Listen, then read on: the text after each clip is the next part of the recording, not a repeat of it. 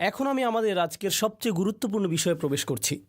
কোরআনের এই আয়াতগুলো থেকে যে একটি বিষয় আমরা আজ শিখব, যে ইবলিস কখনোই চায় না মানুষ কোনো বিষয় স্বীকৃতি পাক, এবং তার অনেকগুলো সাফল্যের মধ্যে একটি বড় সাফল্য হলো যদি সে আপনাকে এবং আমাকে বোঝাতে পারে যে আসলে আপনি যোগ্য নন। বর্তমান বিশ্বের সবচেয়ে বড় সংকট একজন মানুষ হিসেবে নিজেকে সম্মান করার জন্য নিজেকে মূল্যায়ন করা। আজ সমাজবিজ্ঞান জগতের মানুষ সমাজবিজ্ঞানে, মনোবিজ্ঞান জগতের মানুষ মনোবিজ্ঞানে, বিশ্বজুড়ে পরিবারে এমন লোকদের সংকটের মুখোমুখি করা হয় যারা নিজেদের মধ্যে কোনো মূল্য দেখতে পায় না। আগে আমি একটা চাকরি করতাম, কিন্তু আমি এখন অবসর নিয়েছি, কেউ আমার মতামতকে গুরুত্ব দেয় না, আমি জানি আমি মূল্যহীন, আমি সারাদিন ঘরে বসে থাকি, আমার ছেলের চাকরি আছে, আমার মেয়ে কলেজে যায়, আমি এখন শুধুই অকেজো, আমি সবার উপরে বোঝা হয়ে গেছি। বাড়িতে একজন বৃদ্ধ লোক বসে বসে সারাদিন চিন্তা করতে থাকে যে তিনি সম্পূর্ণ মূল্যহীন। আমি যা করতে পারি তা হলো মসজিদে যাওয়া এবং ফিরে আসা, কিন্তু আমি আমার ভিতরে এই অস্থিরতা নিয়ে বেঁচে আছি। এর চেয়ে ভালো হতো যদি আমি মরে যেতাম। সে এই চিন্তাগুলোর ভিতরে ভিতরে করতে থাকে, কিন্তু সে বলে না। কখনো কখনো তিনি এমনটাও বলেন যে সে সম্পূর্ণ অপদার্থ হয়ে বেঁচে আছে। এমনকি একজন যুবক তার যোগ্যতা নিয়ে কটাক্ষ শুনে বেঁচে থাকে। সে ভাবে আমার ভাই স্নাতক করেছে, আমার চাচাতো ভাই চাকরি পেয়েছে, বাকি সবাই ভালো করছে, তিনি ইতিমধ্যে বিয়ে করেছেন, আর আমার দিকে তাকাও, আমি কিছুই পাইনি, আমি এইগুলোর কোনোটিই সম্পূর্ণ করিনি। আমি এতগুলো বছর নষ্ট করেছি, আমার এটা করা উচিত ছিল, ওটা করা উচিত ছিল। সবাই আমাকে বলে আমি একজন পরাজিত, আমি অবশ্যই একজন পরাজিত। ইবলিস কি করতে চায়? সে আপনার জীবনে আপনার চারপাশের লোকদের কিছু বলতে চায়। তারা আপনাকে এমন কিছু বলে যা আপনাকে অকেজো, অপদার্থ অনুভব করায়। এমনকি তারা এটা বুঝতে পারে না যে তারা এটা করছে, এমনকি তারা এটাও বুঝতে পারে না যে তারা আপনার উপর প্রভাব ফেলছে।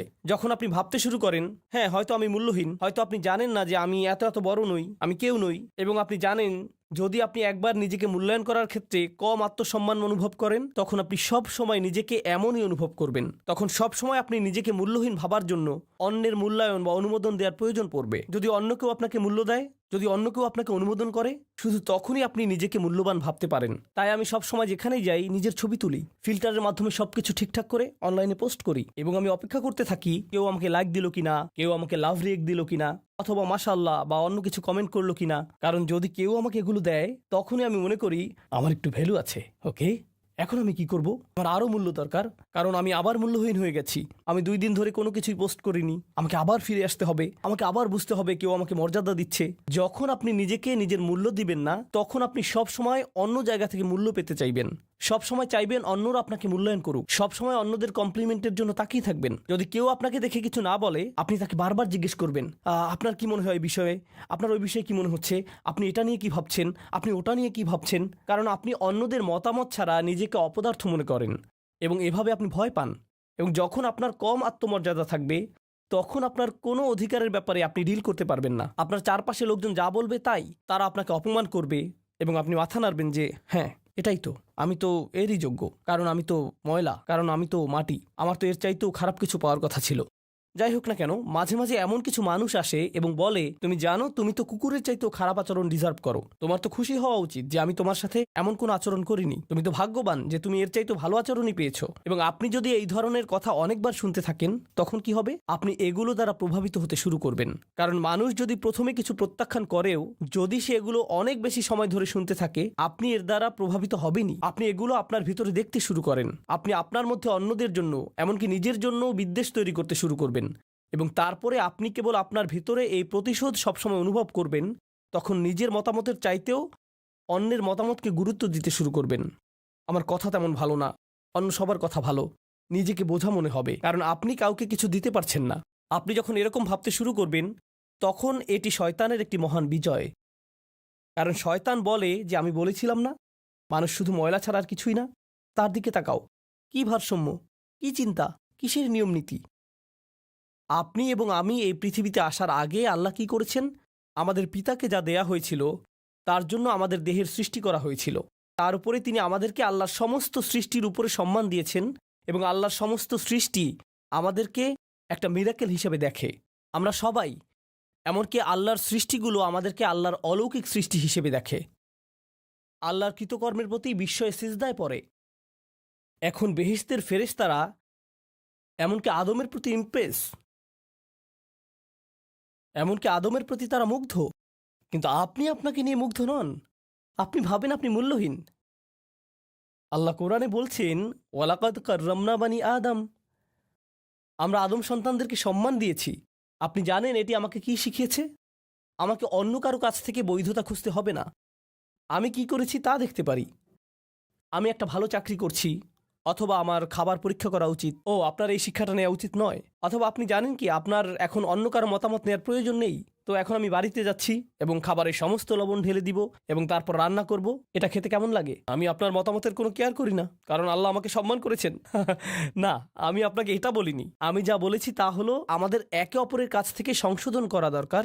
আমি যা বলেছি তা হলো আমাদের একে অপরের কাছ থেকে সংশোধন করা দরকার। আপনি যখন নিজেকে মূল্য দেন তখন সমালোচনা অপমান নয়। যখন আপনি নিজেকে সত্যি সম্মান করেন, যখন আপনি সত্যি নিজেকে উপলব্ধি করেন, তখন আপনি বুঝতে পারবেন কেউ যদি আপনার সমালোচনা করে এবং বলে, আরে আপনি এটি ভুল করেছেন, ঠিক করে নিন, অথবা এটি তার চেয়ে ভালো হতে পারে, আপনি আমাকে এটি ঠিক করতে বলে আসলে আমার উপকারী করলেন, তখন আপনি অপমানিত বোধ করবেন না। কারণ যখন আপনি সত্যি কম আত্মমর্যাদা অনুভব করেন তখন সমালোচনাই আপনার কাছে এমন মনে হবে। কিন্তু সত্যি যদি আপনি নিজেকে আত্মমর্যাদা সম্পন্ন মানুষ মনে করেন তখন আপনার এই অনুভূতি চলে যাবে।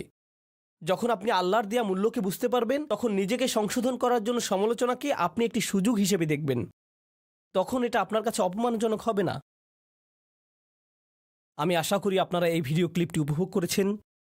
আমি এবং আমার দল মুসলমানদের জন্য অক্লান্ত পরিশ্রম করে যাচ্ছি যাতে তাদের কোরআন বোঝার ক্ষেত্রে প্রথম পদক্ষেপ নেওয়া যায়, যেখানে তারা কোরআনের গভীর থেকে গভীর উপলব্ধি শিখতে পারে। আমরা নিজেরা যারা কোরআনের ছাত্র এবং আমরা চাই আপনি আমাদের সাথে কোরআনের ছাত্র হন। আমাদের সাথে এই যাত্রায় bayyinatv.com এর মাধ্যমে যোগ দিন, যেখানে হাজার হাজার ঘন্টার কাজ ইতিমধ্যে দেয়া হয়েছে এবং ধাপে ধাপে হবে। এখানে কোরআন ধাপে ধাপে দেয়া আছে যাতে আপনি আপনার জীবনধারার একটা অংশ হিসেবে কোরআন শিখতে পারেন। এমনকি ইউটিউবে অনেক ভিডিও দেওয়া আছে, কিন্তু আপনি যদি একটি সুশৃঙ্খল এবং বিন্যস্ত পদ্ধতিতে শুরু থেকে শেষ পর্যন্ত কোরআন শিখতে চান, আপনার পরিবারের জন্য, আপনার বাচ্চাদের জন্য, এমনকি আপনি যাদের সাথে কাজ করেন তাদের জন্য, তাহলে bayyinatv.com সাইন আপ করুন। যে যখন আল্লাহ আমাদেরকে বললেন শয়তান আদম আলাইহিসসালামকে সিজদা দিতে অস্বীকার করেছিল, সে আল্লাহর দিকে ঘুরে গেল। সে এটা বলেনি যে খলাকতানি মিন নারিন ওয়া খলাকতাহু মিন তিনিন ওয়া সাওয়াইতাহু ওয়া নাফাকতাহু মির রূহিকা।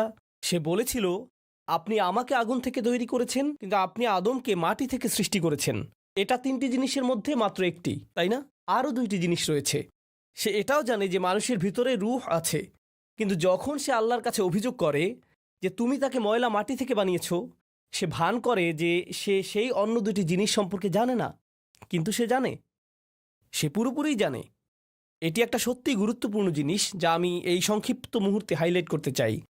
সব মিলিয়ে আদম আলাইহিসসালামের গল্পে শত শত শিক্ষা রয়েছে, তবে আমি আশা করি আমি এই একটি শিক্ষার উপর কিছুটা সুবিচার করতে পারবো।